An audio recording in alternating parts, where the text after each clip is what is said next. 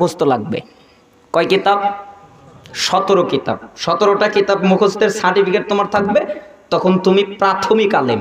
যেমন আমাদের দেশে 5 পাস করলে একটা সার্টিফিকেট দেওয়া হয়, এই প্রাথমিক পাস, তাই না? তো 17টা কিতাব মুখস্থ করলে তোমাকে বলা হবে প্রাথমিক আলেম।